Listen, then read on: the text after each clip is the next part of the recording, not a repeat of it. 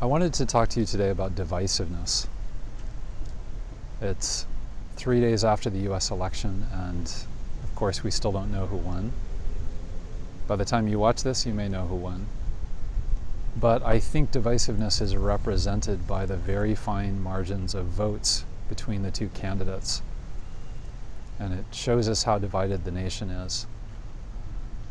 But divisiveness is not just something that happens in the United States, obviously. We had a terrorist attack in Vienna just the other day. One of our community members was there in the exact neighborhood where it happened. And there was the beheading in France, and there's many, many, many examples where groups get divided. And we're very afraid of that. We're very afraid of when things become divided. And I want to say that that fear is legitimate. That fear is real. Of course we become afraid when things become divided, because when things become divided, they do become dangerous. You know, we're not talking about controversy or holding multiple ideas or having different approaches. That's great. That's multiplicity.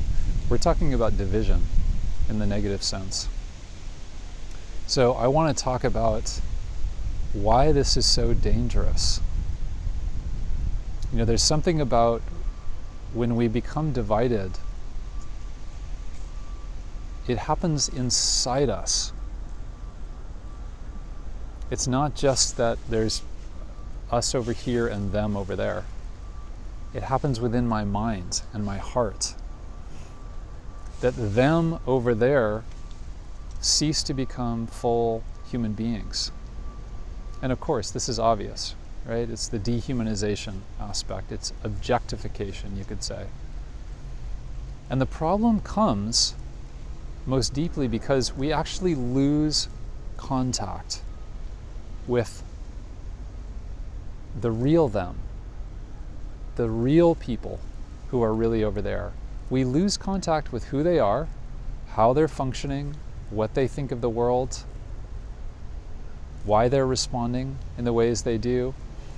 When we become divided, we go into a kind of inner narrative that is no longer based on getting real-time feedback from the real people over there. We say, I don't want to go over there. I don't want to know those people. And we come up with a laundry list of reasons why. Well, they're terrible people, and here's why. You know, I have this reason, that reason, this reason. And of course, in real situations, it's not like we don't have legitimate complaints.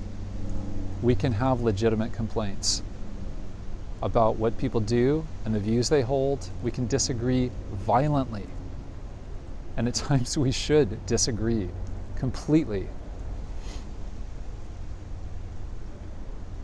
But that's different than what I'm talking about. I'm talking about this inner division where we cease to think of them as human and we cease to be curious.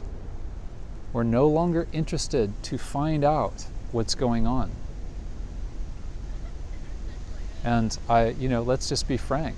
Where does this go? This leads towards a kind of warlike mentality. We need to dominate them. We need to take power away from them. And I'm not even going to argue against that all the time. Obviously, there's situations, obviously, where you actually need to use force in order to protect people. Obviously. We all agree on that. And obviously there's situations where you don't want to sit around talking. It's fruitless. If somebody's in a very extreme state, we shouldn't spend our time communicating with words. We should do other things, choose other options. But before that point, before we reach that critical point, that warlike point, there are so many opportunities to bridge a gap and reawaken our curiosity. From our perspective, curiosity is natural. It's actually a natural part of us. So when it's suppressed, it's unnatural. This is this inner division that is so dangerous. Because even, let's say, you feel like somebody is quite dangerous, you want to know them. You want to know where they are, what they're doing, how they think about the world. You want to know. Curiosity is never a bad thing. So please, for the sake of us all, undivide yourself.